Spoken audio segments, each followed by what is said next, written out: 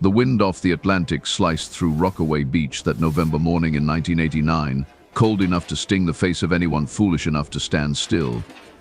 The boardwalk creaked beneath the weight of Detective Vincent Mallory's boots as he approached the yellow tape fluttering in the salt-heavy air. Behind him, the morning shift workers at the shuttered amusement park were already gathering, their faces pale, their voices hushed. Someone had called it in just after 6 in the morning. A maintenance worker named Gerald Pritchard, 63 years old, who would never sleep soundly again. The body hung from the carousel, not on it, from it, suspended by industrial chains wrapped around the ornate copper poles that held the painted horses in their eternal gallop. The victim dangled 3 feet above the weathered platform. She wore a white dress, pristine except for the blood that had soaked through the fabric at her midsection. Her hair, dark and long, moved slightly in the wind. Her eyes were open, staring at nothing, frozen in an expression that Mallory would later describe in his reports as aware. As if she had known, in those final moments, exactly what was happening to her. The carousel had been turned on, and that detail would haunt the investigation for decades. That someone had powered up the ancient machine, its calliope music box playing the band played on in tinny, off-key notes as the platform rotated slowly, presenting the body to the rising sun like some grotesque offering. The horses with their chipped paint and wild glass eyes seemed to watch as the forensics team swarmed the scene, their movements careful, their cameras clicking in rapid succession. Her name was Jennifer Hastings, 24 years old, last seen leaving her shift at the Seaside Diner on Beach 116th Street at 11:45 the previous night. She had been wearing jeans and a green jacket. The white dress was not hers. No one could identify where it had come from. The fabric was old, expensive, hand-stitched with a level of craftsmanship that suggested it belonged to another era entirely. But the medical examiner would later date it to the 1940s, possibly earlier. The cause of death was exsanguination. She had been drained of blood through precise incisions along her femoral arteries, cuts so clean they appeared surgical. The time of death was estimated between 1 and 3 in the morning. The carousel had been discovered running at 6:15, and that meant someone had positioned her body, dressed her, hung her from the chains and activated the machine sometime in those dark hours when Rockaway Beach was abandoned, when even the most desperate insomniacs had retreated indoors. The amusement park, Ocean View Playland, had closed for the season on October 31st. The gates were locked. The security system, such as it was, consisted of a single night watchman who patrolled the grounds between midnight and 6. His name was Raymond Pike. He was 47, a former Navy man with a clean record and a reputation for reliability. When Detective Mallory interviewed him that afternoon, Pike was shaking so badly he could barely hold his coffee cup. "I did my rounds," Pike insisted, his voice cracking. "Every hour, just like always. I walked past the carousel at midnight, 1, 2, 3, 4, and 5. There was nothing there, nothing. I swear on my mother's grave, detective, that carousel was empty every single time." And the security log supported his statement. Pike had punched the time clock at each station throughout the night. The carousel checkpoint showed entries at 12:03, 1:07, 2:11, 3:14, 4:09, and 5:13 in the morning. Jennifer Hastings had been hanging there, dead, for hours. How had Pike missed her? The answer, when the forensics team finally pieced it together, was almost worse than the crime itself. Someone had rigged a pulley system beneath the carousel platform, hidden in the maintenance crawl space. The body had been concealed below the ride during Pike's rounds, then raised into position after his final check at 5:13. The killer had waited, crouched in the darkness beneath the painted horses, listening to the night watchman's footsteps above, patient, calculating, utterly certain of their timing. The media descended on Rockaway Beach like locusts. By evening, every news station in New York City was running the story. The Carousel Killer, they called him. The name stuck. Jennifer Hastings's face appeared on every television screen, every newspaper front page. Her family, devastated and bewildered, pleaded for information. Her boyfriend, Marcus Webb, a construction worker from Queens, became the first suspect. He had an alibi. He had been at his brother's bachelor party in Manhattan, surrounded by witnesses until 3 in the morning. And the timeline didn't work. He was cleared within 48 hours. The investigation expanded. Detective Mallory and his partner, Angela Reeves, conducted over 200 interviews in the first week alone. They spoke to everyone who had known Jennifer, everyone who worked at the diner, everyone who had any connection to Ocean View Playland. They found nothing. No enemies, no scorned lovers, no financial troubles. Jennifer Hastings had been, by all accounts, ordinary. She worked hard, saved her money, dreamed of opening her own bakery someday. She volunteered at a soup kitchen on Sundays. She called her mother every Tuesday evening without fail. Why her? Why her? The question consumed Mallory. He lay awake at night, staring at his ceiling, replaying the scene in his mind. The white dress, the carousel music, and the precision of those incisions. This was not a crime of passion. This was not random violence. This was theater. This was someone making a statement, though what that statement meant remained frustratingly unclear. 3 weeks passed. The leads dried up. The media moved on to other tragedies. Jennifer Hastings became another unsolved case file, another ghost haunting the NYPD's cold case archives. Detective Mallory refused to let it go. He kept the crime scene photographs in his desk drawer, pulling them out during slow moments, searching for details he might have missed. The painted horses with their eternal frozen smiles. The chains wrapped with almost artistic care.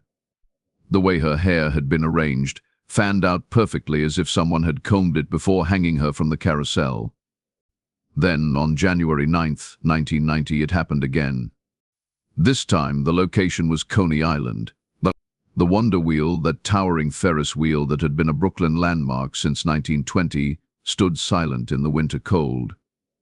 The body was discovered at dawn by a jogger who had noticed something wrong with one of the cars swaying at the top of the wheel. The police needed a crane to bring it down. Her name was Patricia Moreno, 19 years old, student at Brooklyn College, last seen leaving the library at 10:30 the previous evening.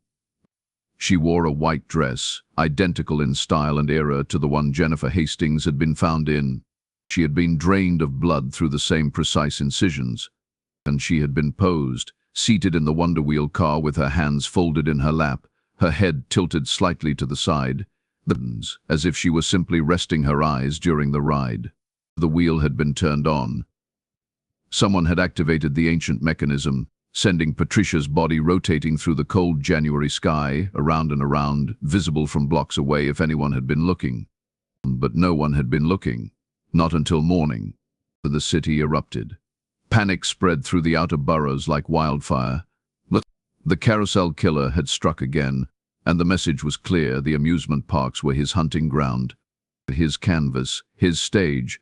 The Ocean View Playland and Coney Island's attractions were immediately closed pending investigation. Security was tripled. Every inch of every ride was examined for evidence. The FBI was called in. Detective Mallory stood at the base of the Wonder Wheel, staring up at the empty cars swaying in the wind, and felt the weight of failure pressing down on his chest. 2 young women, 2 brutal theatrical murders, and he had nothing. No fingerprints, no DNA evidence that led anywhere useful, and no witnesses. Just 2 white dresses from the 1940s and the growing certainty that they were dealing with someone who understood these amusement parks intimately, someone who knew their layouts, their security weaknesses, their hidden spaces. The connection between the victims seemed non-existent.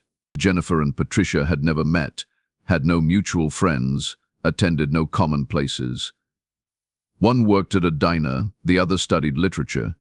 One lived in Rockaway, the other in Flatbush. Different neighborhoods, different lives, different worlds.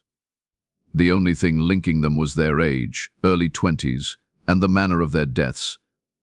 The FBI profiler, a woman named Dr. Helen Voss, delivered her assessment with clinical precision.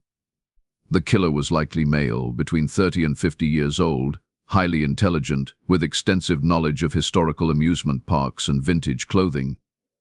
He was organized, patient, and comfortable working in public spaces with limited security. The white dresses suggested a fixation on a specific time period, possibly related to a traumatic event or significant memory from the 1940s. The theatrical nature of the displays indicated a need for recognition, a desire to be seen and remembered. "He's telling a story," Dr. Voss explained to the assembled task force. "Each murder is a chapter. The amusement parks, the vintage clothing, the careful positioning of the bodies. This isn't just about killing. It's about creating something, a narrative. And he's not finished." The words hung in the air like a curse. The investigation consumed the first half of 1990.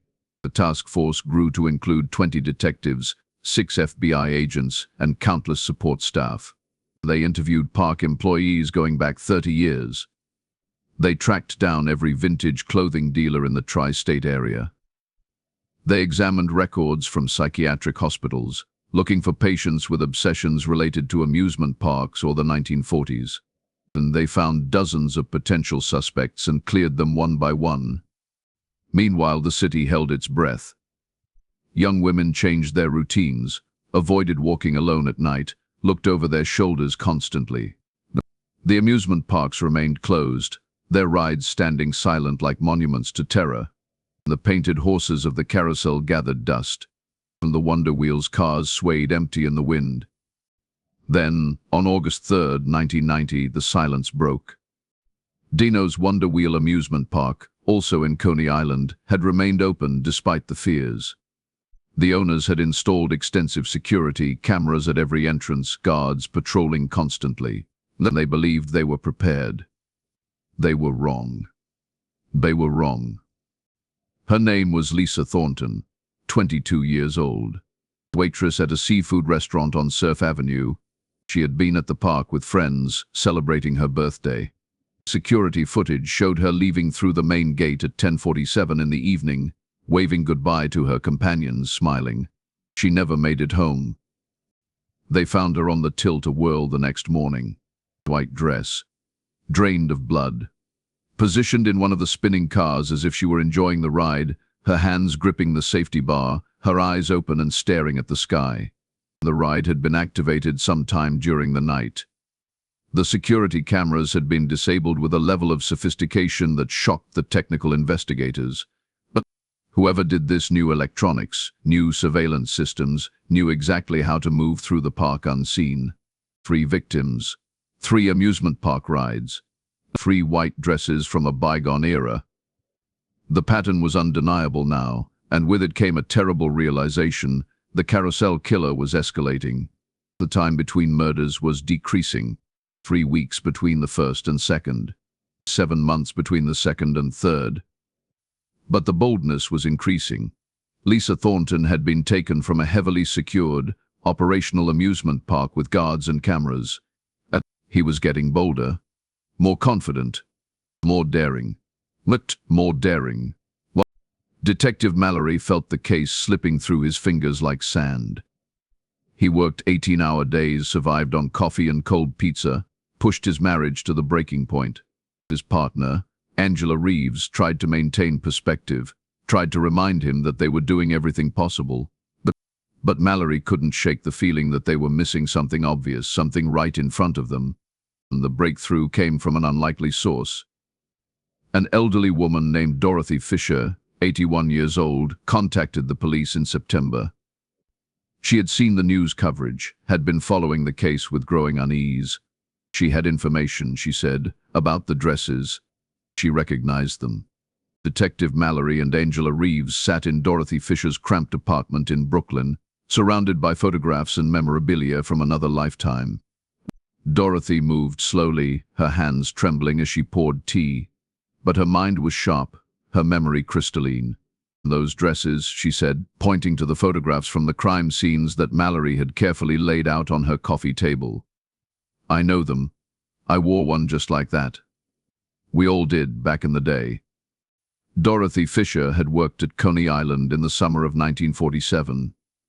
She was 16 years old, fresh-faced and eager, hired as an attendant at the Luna Park Funhouse. The job required a uniform, white dresses provided by the park, identical to the ones the victims had been found wearing. There were dozens of us, Dorothy explained, her voice soft with memory. Young girls working the summer season. We'd wear those dresses, help the customers, make sure everyone was having fun. It was magical, you know? The lights, the music, the laughter. And before everything changed. But before what changed? Angela Reeves asked gently. Dorothy's face darkened. Before Evelyn disappeared. The story emerged slowly, painfully, like a splinter working its way to the surface. Evelyn Mitchell, 17 years old, had been one of Dorothy's co-workers that summer of 1947. Beautiful, kind, with dreams of becoming an actress. She had a boyfriend, a young man named Thomas who worked as a ride operator. And they were inseparable, always holding hands, stealing kisses when the supervisors weren't looking. On July 19, 1947, Evelyn Mitchell left her shift at the funhouse and never came home. Her white uniform dress was found 3 days later, neatly folded on a bench near the Wonder Wheel. No body was ever recovered. No arrests were ever made. The case went cold within weeks, buried beneath the indifference of an era that had seen too much tragedy, too much loss. They said she ran away, Dorothy whispered, tears gathering in her ancient eyes. They said she probably went to Hollywood, chasing her dreams. But I knew Evelyn. She wouldn't have left without saying goodbye. She wouldn't have left Thomas. Something happened to her, something terrible. And now, all these years later, someone's recreating it. Someone's making those poor girls wear her dress. The connection was impossible to ignore. The dates aligned. The locations aligned. Luna Park had been demolished in 1944, but the other rides, the Carousel, the Wonder Wheel, the Tilt-A-Whirl, they had all existed in 1947. They had all been part of Evelyn Mitchell's world. Detective Mallory felt the pieces shifting, falling into a new configuration. This wasn't just about murder. This was about memory, about loss, about someone who remembered Evelyn Mitchell, who had been shaped by her disappearance, who was now forcing the city to remember her too. The task force dove into the archives, pulling every document related to the 1947 case. The investigation had been cursory at best, a few interviews, a few newspaper articles, then nothing. Evelyn Mitchell had simply vanished into history, another missing girl in a decade full of them. But the files did contain names, dozens of names. Park employees, friends, family members, potential witnesses.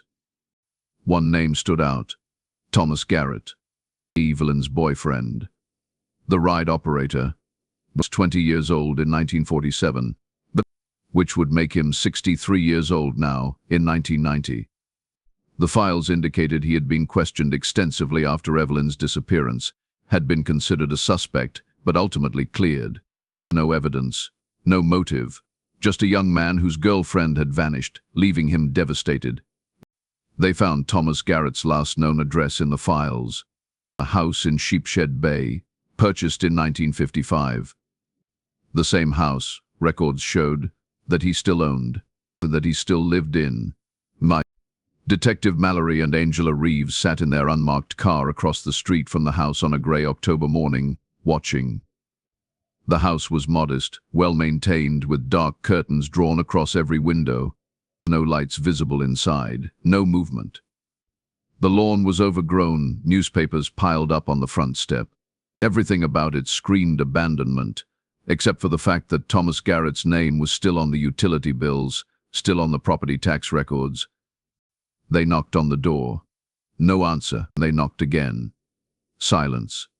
Mallory felt his pulse quickening. Something was wrong. He could feel it, that instinct that came from 20 years of police work, that sense that they were standing at the threshold of something terrible. They obtained a warrant by noon. The tactical team breached the door at 2:15 in the afternoon. The smell hit them immediately. Death, old death. The kind that lingers, that soaks into walls and floorboards. Thomas Garrett was in the basement, or what was left of him. He had been dead for months, possibly since before Lisa Thornton's murder in August. Natural causes, the medical examiner would later determine. Heart attack. He had died alone, in the house where he had lived for 35 years, surrounded by his memories. The basement was a shrine. Photographs of Evelyn Mitchell covered every wall, hundreds of them, maybe thousands. Her face smiling from every angle, frozen forever at 17. Newspaper clippings about her disappearance were carefully preserved in plastic sleeves. And her white uniform dress, the one found on the bench in 1947, was displayed in a glass case like a holy relic. And in the corner, carefully hung on a rack, were 3 more white dresses, identical to the ones the victims had been found wearing, identical to the one Evelyn Mitchell had worn in 1947. But these dresses were clean and unworn, waiting. Detective Mallory stood in that basement, surrounded by the evidence of 43 years of obsession, and felt the case collapse around him. Thomas Garrett was dead. He couldn't be the Carousel Killer. The timeline didn't work. But the dresses were here. The obsession was here. The connection to Evelyn Mitchell was undeniable. Someone else had been in this house. Someone else had access to Thomas Garrett's shrine. Someone who knew about Evelyn, who shared the obsession, who had decided to continue the story. The forensic team spent 3 days processing the house.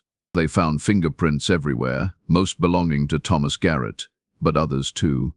Partial prints on the glass case, prints on the doorframe leading to the basement, but prints that didn't match anyone in the system, prints that belonged to someone careful, someone who had visited this house regularly, someone who had learned from Thomas Garrett, who had inherited his madness. The investigation shifted. They interviewed Thomas Garrett's neighbors, his former co-workers, anyone who might have known him. An elderly neighbor, Mrs. Kowalski, remembered seeing a young man visiting the house occasionally over the years. 30s, maybe 40s, she thought, though she couldn't be sure. Polite, quiet, always arrived in the evening and left before dawn. She had assumed it was a relative, maybe a nephew. She had never thought to ask. "Did you ever see his face clearly?" Angela Reeves pressed. Mrs. Kowalski shook her head. "He always wore a hat, kept his head down. I figured he was shy, you know? Some people are like that." The trail went cold again. They had a ghost, a shadow. Someone connected to Thomas Garrett, someone who had access to the dresses and the knowledge and the obsession, but no identity. No name, no face. November arrived. The city grew colder. The amusement parks remained closed. The task force continued working, following every possible lead, but the sense of momentum was gone. They were chasing smoke. And then, on November 17, 1990, exactly 1 year after Jennifer Hastings had been found hanging from the carousel in Rockaway Beach, the phone rang in the task force office. Detective Mallory answered. The voice on the other end was male, calm, almost gentle. "Detective Mallory," the voice said. "But I have been watching your investigation. You are very thorough, very dedicated. But you are looking in the wrong direction." Thomas didn't understand. He thought Evelyn ran away. He spent his whole life mourning a girl who was already dead. "But I know the truth. I was there. I saw what happened. And now, 43 years later, the story needs to be told. The story needs to be finished." "Who is this?" Mallory demanded, frantically signaling for the trace to begin. "You will know soon enough, detective. Tonight, the final chapter begins. The place where it all started. Where Evelyn died. Where the truth was buried. Come find her, detective. Come find them all." The line went dead. The trace came back with a location. A payphone on Surf Avenue in Coney Island, outside the entrance to what had once been Luna Park. The demolished funhouse where Evelyn Mitchell had worked in 1947, where she had last been seen alive. The task force mobilized. Every available officer descended on Coney Island.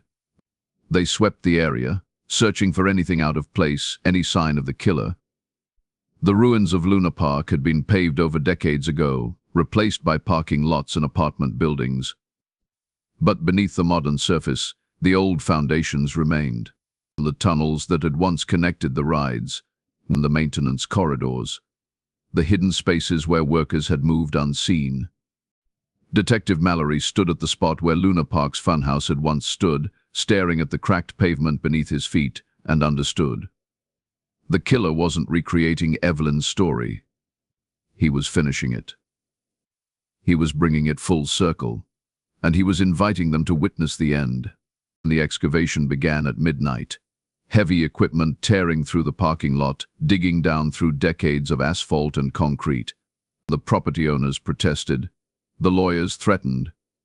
But Mallory had the warrant, had the authority, had the absolute certainty that beneath this ground lay the answer. They found the first body at 3 in the morning. Not recent. Old, very old. Skeletal remains wrapped in decaying fabric. The white dress.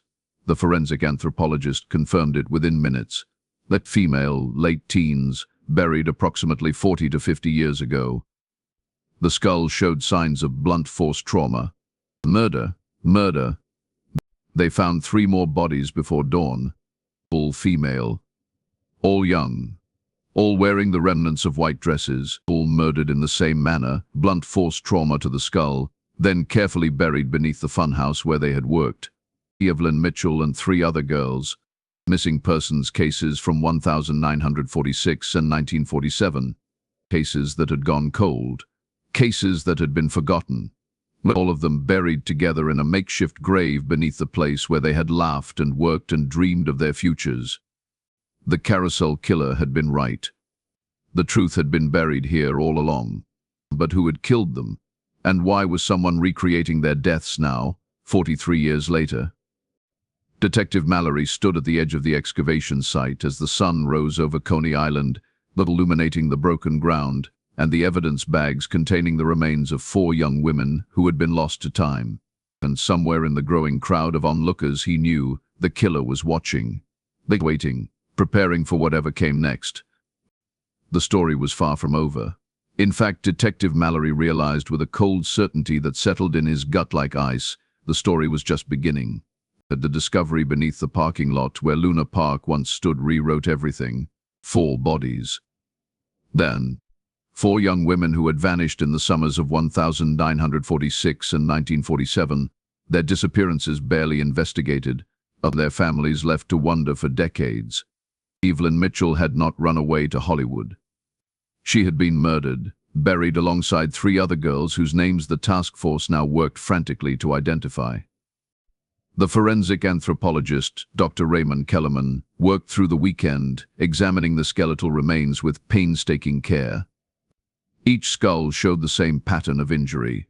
A single devastating blow to the back of the head, delivered with significant force, likely from a heavy, blunt object. The angle of impact suggested the victims had been struck from behind, possibly while kneeling or seated. They had not seen it coming. They had trusted their killer. Detective Vincent Mallory barely slept during those 72 hours following the excavation. His office became a war room, walls covered with photographs spanning 4 decades. On one side, the historical victims, Evelyn Mitchell and the 3 unidentified girls from 1946 and 1947. On the other side, the recent victims, Jennifer Hastings, Patricia Moreau, and Lisa Thornton. 6 young women separated by 43 years, connected by white dresses and violent death. And the dental records provided the first breakthrough. By Monday morning, they had identified 2 more of the historical victims. Ruth Palmer, 16 years old, reported missing on June 23, 1946. She had worked at the Luna Park shooting gallery. Caroline Weber, 18 years old, disappeared on July 4, 1947, just 2 weeks before Evelyn Mitchell. She had been a ticket seller at the Carousel. The 4th victim remained unnamed, her dental records matching no missing person reports from the era. Whoever killed these girls in the 40s worked at the park, Angela Reeves said, studying the timeline they had constructed. They had access to these women, had their trust. They knew the layout, knew where to hide the bodies. This was someone embedded in that world. And Thomas Garrett? Mallory asked, though he already suspected the answer, cleared by the evidence. The forensic team confirmed he died of natural causes in late July, before Lisa Thornton was killed in August. He couldn't have committed the recent murders. But his house, his collection, his obsession with Evelyn, someone used all of that. But someone close to him. The phone records from Thomas Garrett's house revealed a pattern. Over the past 5 years, he had received regular calls from the same number. The landline registered to a nursing home in Staten Island, and the Harborview Care Facility. When Mallory and Reeves arrived there on Tuesday afternoon, the administrator, a nervous woman named Mrs. Patterson, led them to a private room where an elderly man sat by the window, staring out at the grey November sky. His name was Walter Hammond, 91 years old, former ride operator at Coney Island, employed there from 1943 to 1951. His medical records indicated advanced dementia, periods of lucidity interspersed with confusion and memory loss. But when Mrs. Patterson spoke his name, when she told him he had visitors, something shifted in his clouded eyes. Something like recognition. Something like fear. Mr. Hammond, Mallory began gently, sitting beside the old man. We need to ask you about Coney Island. About Luna Park. About the summer of 1947. Walter Hammond's hands trembled in his lap. His lips moved, forming words that took several attempts to emerge. The girls, he whispered finally. The girls in the white dresses. I told someone. I told him. He said he would make it right. He said he would tell their story. Who did you tell, Mr. Hammond? Who did you talk to? The old man's eyes filled with tears. My grandson. I told my grandson everything. About what I saw. About what happened. About the man who killed them. The room seemed to contract. Mallory felt his pulse hammering in his throat. What did you see, Mr. Hammond? Please, this is very important. What did you witness in 1947? Walter Hammond closed his eyes, and when he spoke, his voice carried the weight of 73 years of silence. I was working late. Fixing the carousel mechanism, the horses weren't rotating properly. It was past midnight. I heard voices from the funhouse, the maintenance entrance that led to the basement. I looked through the door crack. I saw him. I saw Arthur taking them down there. The girls in the white dresses. They trusted him. He was the manager. Why wouldn't they trust him? Arthur who? Reeves pressed. We need a full name, Mr. Hammond. Arthur Brennan. The Luna Park manager. Everyone loved him. Charming man, always smiling, always treating the workers so well. But I saw what he really was. I saw him with Evelyn Mitchell that night. She was crying, begging. He had a pipe in his hand, an iron pipe from the ride mechanisms. I hid. God help me, I was 22 years old and I hid. I heard the sound when he struck her, and that wet, terrible sound. I heard it 3 times before everything went quiet. The old man was shaking violently now, reliving that night across the chasm of decades. I ran. I went home. I told myself I had imagined it, that it couldn't be real. But when Evelyn was reported missing, when they found her dress on the bench, I knew. I knew Arthur had staged it to look like she ran away. And I said nothing. I was a coward. I let him get away with it. Did you ever confront him? Did you ever tell anyone else? Mallory asked. Walter Hammond nodded slowly. Years later, in 1951, I finally worked up the courage. I told Arthur I knew what he had done. I said I was going to the police. He laughed at me. He said no one would believe me, that too much time had passed, that those girls were forgotten. He said if I tried to expose him, he would make sure I disappeared too. I quit that day. I left Coney Island and never went back. I tried to forget. I tried to bury it. But the guilt ate at me my whole life. When did you tell your grandson about this? Reeves asked carefully. 5 years ago, maybe 6. My mind was starting to go. I knew I didn't have much time left. I couldn't die with this secret. I told him everything. About Arthur Brennan, about the murders. About my cowardice. He listened so carefully. He said he understood. He said he would make sure the truth came out. He said he would make sure those girls were remembered. Mallory felt the final pieces clicking into place, forming a picture more disturbing than he had imagined. "Mr. Hammond, what is your grandson's name?" The old man looked confused for a moment, the dementia clouding his thoughts. David Hammond. He's a good boy. Works with computers or something. Always visiting Thomas Garrett, another old Coney Island man, and they became friends. You know, bonding over the old days, over Evelyn. Thomas never knew the truth. I never had the heart to tell him that the girl he loved was murdered by the man they all trusted. The investigation exploded into motion. David Hammond, 42 years old, a computer programmer. No criminal record. No red flags. He had been invisible, ordinary, the kind of person who moved through the world without leaving ripples. But the digital forensics team found his footprints everywhere once they knew where to look. David Hammond had been visiting Thomas Garrett for 6 years, ever since his grandfather had confessed the truth about Evelyn Mitchell's murder. He had studied Thomas's obsession, had absorbed his grief, had access to the dresses and the photographs and the shrine. He had learned everything about the 1947 murders. And then, with the cold calculation of someone who understood both technology and human nature, he had begun his own twisted tribute. The search warrant for David Hammond's apartment in Bay Ridge revealed a space that straddled 2 eras. Modern computer equipment filled one room, multiple monitors displaying security camera feeds from various locations across Brooklyn and Queens. The other room was a recreation of Thomas Garrett's basement. Photographs of all 7 victims, historical and recent, covered the walls.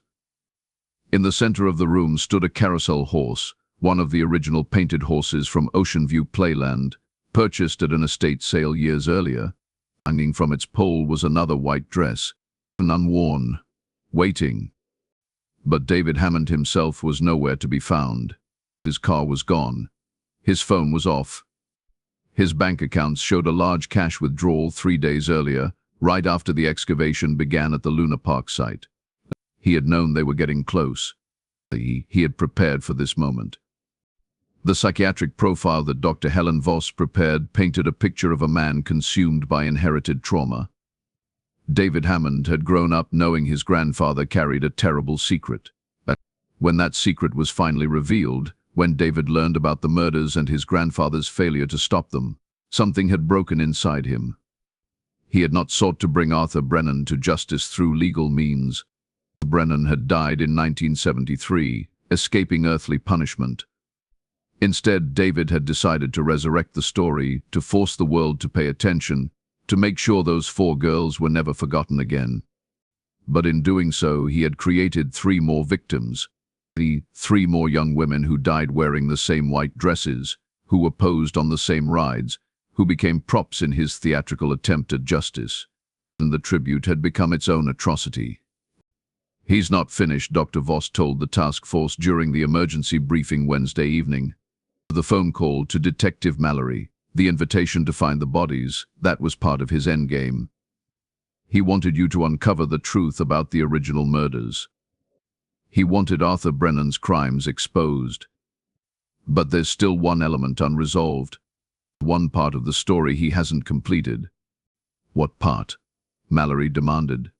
"The unnamed 4th victim. The girl whose identity you still haven't confirmed. David Hammond knows who she is. He's had access to information we don't have, possibly documents from his grandfather or from Thomas Garrett's collection. Until that girl is named, until her story is told, he won't consider his mission complete." The task force worked through the night, re-examining every piece of evidence from the 1946 and 1947 investigations. Missing person reports were cross-referenced with park employment records. Newspaper archives were scoured for any mention of young women who had vanished without explanation. The process was agonizing, complicated by incomplete records and the passage of time. The breakthrough came from an unexpected source. A librarian at the Brooklyn Public Library, following the news coverage with academic interest, contacted the police Thursday morning. She had been researching local history and remembered a brief mention in a 1946 church newsletter. A girl named Marie Delacroix, 17 years old, had stopped attending services in late August. The newsletter expressed hope that she had found employment elsewhere and wished her well. There was no missing person report, no investigation, just a young woman who disappeared and was barely noticed. And the church records provided more details. Marie Delacroix had been an orphan, raised in a Catholic children's home until she aged out at 16. She had no family, no one to report her missing, no one to demand answers when she vanished. She had worked at Luna Park during the summer of 1946, saving money for secretarial school. She had been the first victim, the forgotten one, the girl without anyone to remember her. Detective Mallory stood in the church archives, holding the faded newsletter in his hands, and felt a rage so profound it threatened to overwhelm him. Marie Delacroix had died alone, been buried in an unmarked grave, and the world had simply moved on. No investigation, no justice, just silence. Arthur Brennan had chosen his victims carefully. Girls without strong family connections, girls whose disappearances would raise minimal alarm, girls who could be erased. "We need to announce this," Reeves said. "We need to release Marie Delacroix's name to the media. If Dr. Voss is right, if David Hammond is waiting for this final piece of the puzzle, this might draw him out." The press conference was scheduled for Friday afternoon. Chief of Police Robert Keller stood before the assembled media and delivered the news with appropriate gravity. All 4 historical victims had been identified: Marie Delacroix, Ruth Palmer, Caroline Weber, and Evelyn Mitchell. 4 young women murdered by Luna Park manager Arthur Brennan in 1946 and 1947. The evidence was conclusive. The case was closed 43 years late. "These women have names," Chief Keller declared. "They have stories. They will be remembered. And the man who killed them, Arthur Brennan, will be remembered only for the monster he was. Justice may have been delayed, but truth has finally prevailed." The media firestorm that followed was unprecedented. The story had everything: historical murders, a modern-day copycat, dark secrets buried beneath an iconic amusement park. And the victims' families, those who could be located, were interviewed. Photographs of the 4 girls in their white dresses, young and alive and full of hope, appeared on every news channel. Marie Delacroix, forgotten for decades, became the focal point. The orphan girl with no one to miss her, and the first victim, the catalyst for everything that followed. David Hammond made contact Saturday morning, not with a phone call this time, but with a letter delivered to the task force office by courier. The handwriting was precise, controlled, the words chosen with care. "Detective Mallory, you have done what my grandfather could not. You have given them their names back. You have exposed Arthur Brennan for what he was. Marie, Ruth, Caroline, and Evelyn are no longer forgotten. Their stories have been told, but there is one final chapter remaining, one last act to complete the narrative. Tonight, at midnight, come to the place where this all began. Come to the Carousel at Ocean View Playland. Come alone. It is time to end this story properly." The letter was signed simply David. The task force debated for hours. The idea of sending Mallory in alone was unconscionable, and the risk was too high. But David Hammond had proven himself intelligent, cautious, and highly aware of police procedures. Any visible backup, any tactical team presence, would spook him. They would lose their only chance to end this peacefully. "He's not going to hurt me," Mallory said, though he wasn't entirely certain he believed it. "He sees himself as a truth-teller, not a murderer." The 3 recent victims were sacrifices to his cause, symbols to force our attention. But his real target was always Arthur Brennan's legacy. He wanted the historical murders solved. He's accomplished that. Whatever happens tonight, it's about closure, not violence. The plan was constructed with excruciating care. Mallory would wear a wire. Plainclothes officers would be positioned at a distance, ready to move in at the first sign of danger. Sharpshooters would have sight lines to the carousel. Negotiators would be on standby. Every contingency was prepared for except the one that mattered most, what David Hammond actually intended to do. Ocean View Playland stood silent under the November stars. The gates had been locked since Jennifer Hastings's murder a year earlier, the rides motionless, the paint peeling. Detective Mallory walked through the abandoned park alone, his footsteps echoing on the weathered boardwalk. The Atlantic wind carried the smell of salt and decay. Ahead, the carousel waited, its painted horses visible in the moonlight, frozen in their eternal gallop. David Hammond stood beside the carousel, one hand resting on the copper pole that had held Jennifer Hastings's body a year ago. He was unremarkable in appearance, medium height, medium build, the kind of face that would disappear in a crowd. But his eyes, when they met Mallory's, burned with an intensity that transformed him. "Detective Mallory," David said quietly, "thank you for coming. Thank you for keeping your word. David Hammond, you need to come with me. We can talk at the station. We can work through this together, and no one else has to get hurt." David smiled sadly. "Hurt? Detective, I have never wanted to hurt anyone, but everything I did to help. To give voice to the voiceless, to make sure those 4 girls were not erased from history. Do you understand what it was like? Learning that my grandfather knew about their murders for 70 years and said nothing. The guilt destroyed him. It literally ate away at his mind. I could not let that guilt be meaningless. I had to transform it into something that mattered. By killing 3 innocent women? By recreating the very atrocities you claim to condemn? They were not innocent," David said, his voice hardening. "They were symbols, representations. Lying to you." Each one had the same profile as the original victims, but young, working-class women without strong family ties.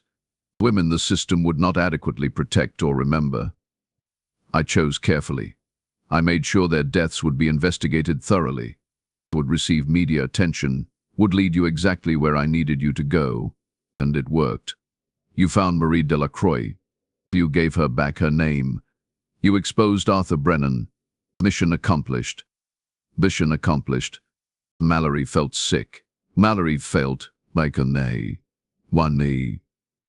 The casual way David spoke about his victims, the clinical assessment of their worth as symbols rather than human beings, it revealed a depth of delusion that was almost incomprehensible.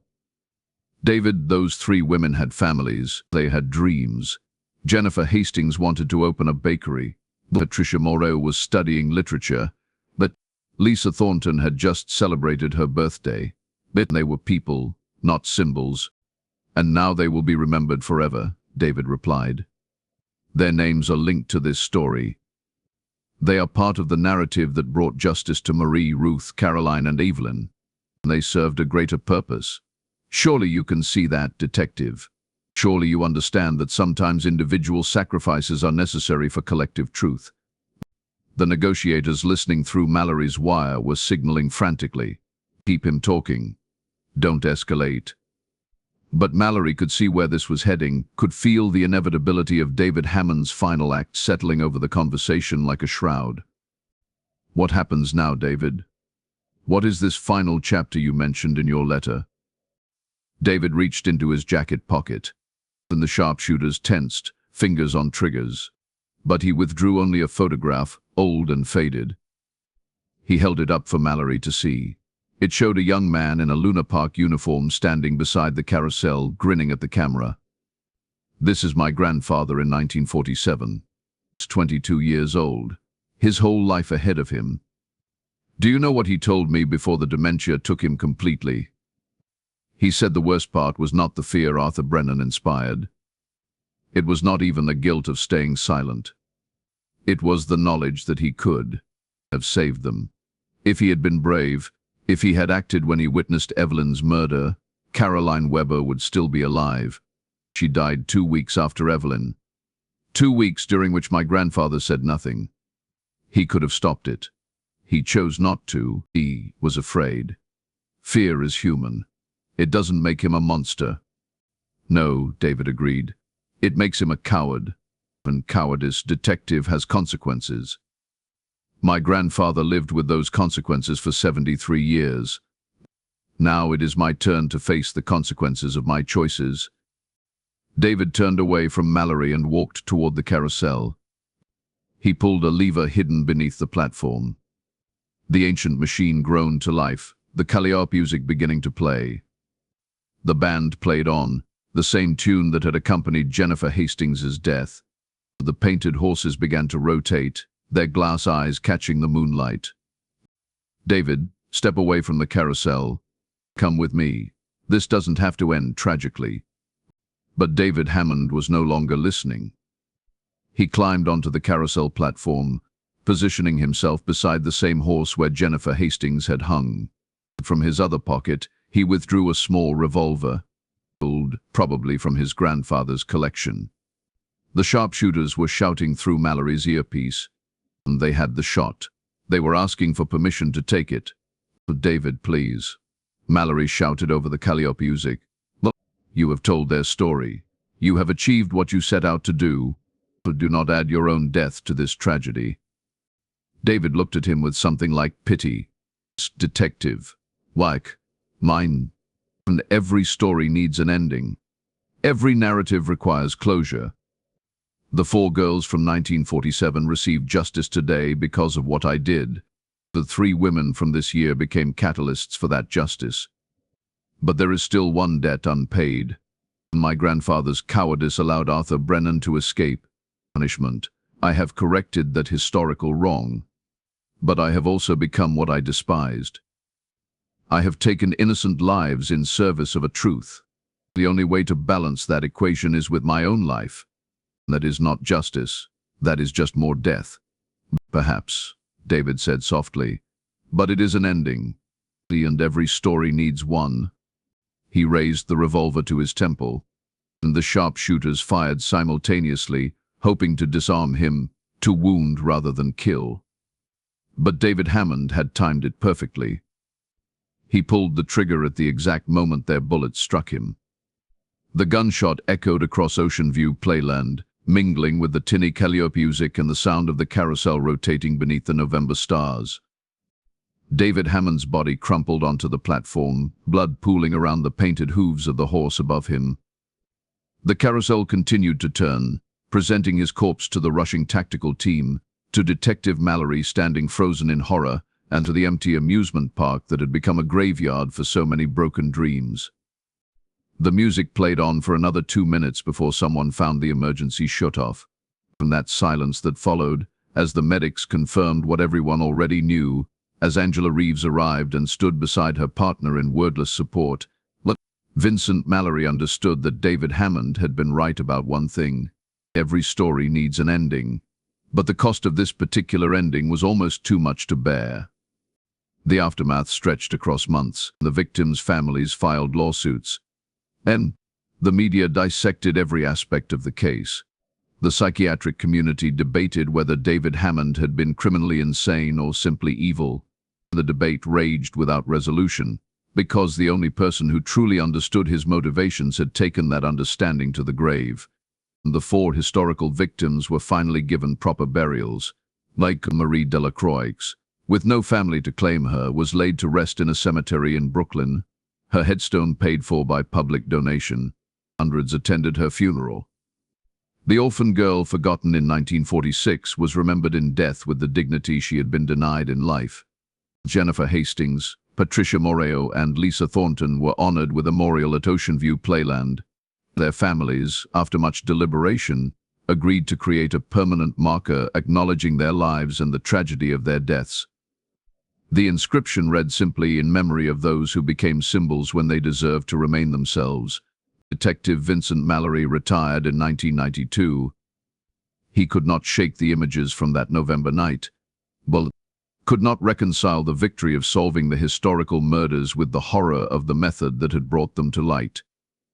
He moved to upstate New York, far from the ocean, far from the carousel music that still haunted his dreams. Angela Reeves continued with the department, eventually making captain. She kept the case files in her office, a reminder of how the pursuit of justice could become twisted into something unrecognizable when wielded by the wrong hands. Walter Hammond died in the nursing home in 1993, his dementia having progressed to the point where he no longer remembered his grandson or the confession that had set everything in motion. His last coherent words, according to the nurses, were, "I should have been braver." The weight of that single failure, that moment of cowardice in 1947, had rippled across decades, claiming 10 lives in total, the 4 original victims, the 3 modern victims, David Hammond himself, and, in a sense, both Walter Hammond and Thomas Garrett, whose lives had been consumed by grief and guilt. The amusement parks eventually reopened. Ocean View Playland restored the carousel, though they replaced the horse where David Hammond had died. Coney Island's rides spun again, filled with laughter and screams of delight. Life continued, as it always does, building over the dark places, covering them with lights and music and the determined optimism of people trying to forget. But on quiet November nights, when the wind comes off the Atlantic and the boardwalks creak beneath their own weight, there are those who claim they can still hear it. And the faint sound of Calliope music drifting through the darkness. The band played on, playing for an audience of ghosts, telling a story that refuses to be forgotten. The case files remain in the NYPD archives, marked solved but never truly closed. Because some questions have no satisfying answers. Was David Hammond a monster or a martyr? Were his actions an abomination or a necessary evil that brought justice to the forgotten? Did the ends justify the means, or did the means corrupt the ends beyond recognition? Detective Mallory, in his retirement, would sometimes receive letters from people fascinated by the case. True crime enthusiasts, journalists, psychology students, all wanting his perspective, his insights, his judgment on David Hammond's crusade. He never responded. How could he explain that he understood both the horror and the logic of what David had done? How could he articulate the terrible realization that, in some twisted way, David Hammond had succeeded in his mission? The 4 girls from 1947 had been remembered. Arthur Brennan had been exposed. Justice, delayed by 43 years and purchased with innocent blood, had technically been served. But at what cost? That was the question that haunted Vincent Mallory until his own death in 2019. At what cost does truth become too expensive? When does the pursuit of justice transform into its own form of violence? Where is the line between honoring the forgotten and creating new victims in their name? The Carousel Killer case became a cautionary tale, studied in criminal justice courses and psychiatric programs. It represented the dangerous intersection of inherited trauma, obsessive justice-seeking, and the human capacity to rationalize atrocity in service of a perceived greater good. But David Hammond had not been insane in the clinical sense. He had been something perhaps more disturbing, completely rational within his own moral framework, but capable of horrific acts, while genuinely believing he was serving a noble purpose. In 2001, on the anniversary of Jennifer Hastings's death, a cold case unit in New York received an anonymous package. Inside were documents from Arthur Brennan's personal effects, obtained from an estate sale decades earlier. Among them were diary entries from 1946 and 1947, written in Brennan's own hand, detailing his crimes with chilling precision. He had kept records of his murders, hidden away, a secret confession never meant to be found. The entries confirmed everything Walter Hammond had witnessed and everything David Hammond had believed. But they also revealed something more. Arthur Brennan had not acted alone. He had an accomplice, someone who helped him dispose of the bodies, who assisted in staging the disappearances, who shared in the cover-up. The diary referred to this person only as Jay, never providing a full name or clear identification. The revelation opened new questions even as it closed old ones. But who was Jay? Were they still alive? Had they carried the guilt of those murders through the decades, or had they dismissed them as youthful indiscretions, buried beneath a respectable life? The investigation was reopened briefly, but the leads went nowhere. Jay remained a ghost, an unnamed accomplice who had escaped justice as completely as Arthur Brennan himself. And so the story continues, incomplete even now, a quarter-century after David Hammond's death. And the carousel at Ocean View Playland still turns, still plays its music, still carries children in circles beneath the summer sun. The Wonder Wheel at Coney Island still lifts passengers high above the beach, offering views of the ocean that stretches to the horizon. And the rides endure, indifferent to the tragedies that briefly interrupted their purpose. But if you look closely at the crowds on those boardwalks, you might notice the older visitors who stop and stare at the carousel with haunted eyes. The ones who remember when this was not just an amusement park but a crime scene. The ones who cannot hear Calliope music without thinking of white dresses and chains and the terrible price of forgotten justice. The victims are commemorated now in ways both official and personal, plaques bearing their names. Scholarship funds in their honor, annual memorial services, attended by dwindling numbers of people who actually remember them. Marie Delacroix, Ruth Palmer, Caroline Weber, Evelyn Mitchell, Jennifer Hastings, Patricia Moreau, and Lisa Thornton. 7 names etched into the collective memory of a city that tried, however imperfectly, to acknowledge their worth. As for the unanswered questions, they linger like the salt air over Coney Island. Did David Hammond achieve redemption through his actions, or did he simply compound tragedy with tragedy?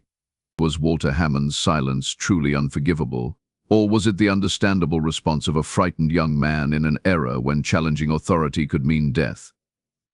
Did the media attention and public outcry that followed the case prevent future victims, or did it simply inspire other damaged souls to seek their own twisted forms of justice?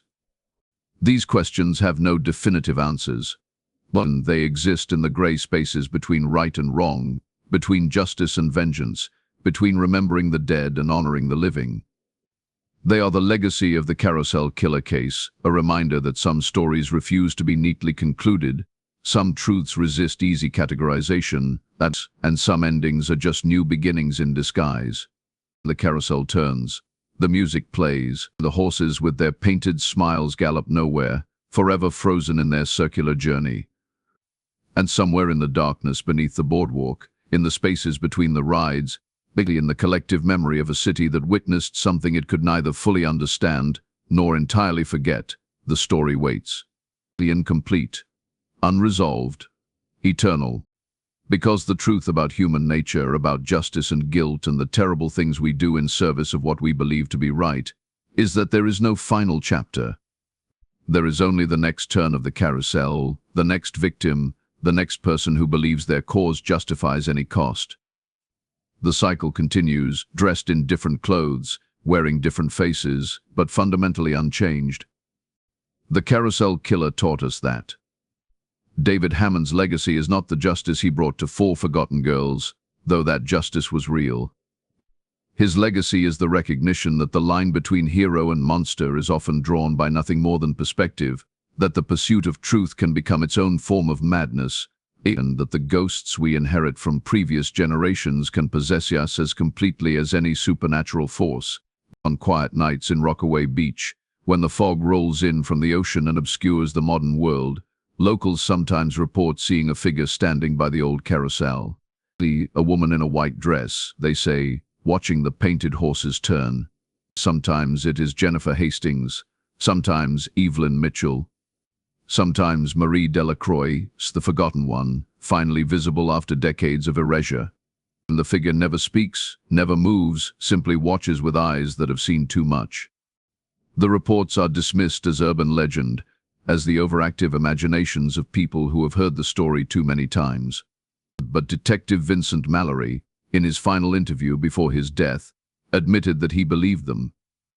"I think they are still here," he said, his voice soft with age and regret. All of them. The victims and the killer, locked together in that moment when everything went wrong, trapped in the narrative David Hammond created, unable to move forward, unable to find peace. And maybe that is the real horror of this story. Not the murders themselves, but the immortality they achieved through violence, forever remembered, forever frozen, forever riding that carousel that never stops turning. The interview ended there. Mallory died 3 weeks later, his final words about the case serving as both epitaph and warning. The Carousel Killer claimed 10 lives directly, but its influence extended far beyond that number. How many people became paranoid, seeing danger in every shadow? How many families were destroyed by grief?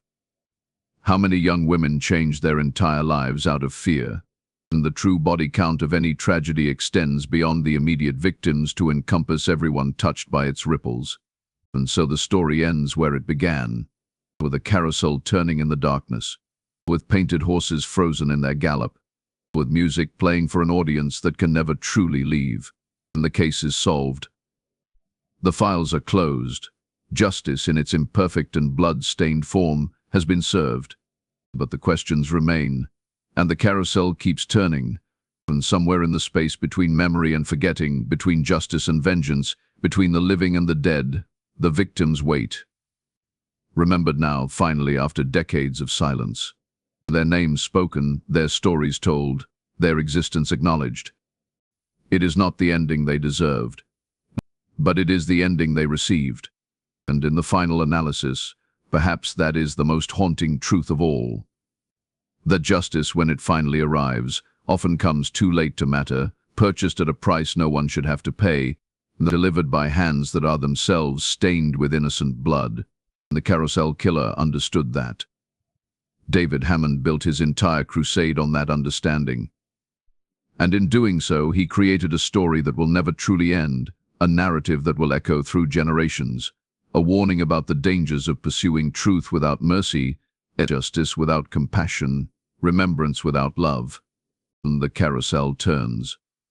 The music plays, and the story, despite everything, continues.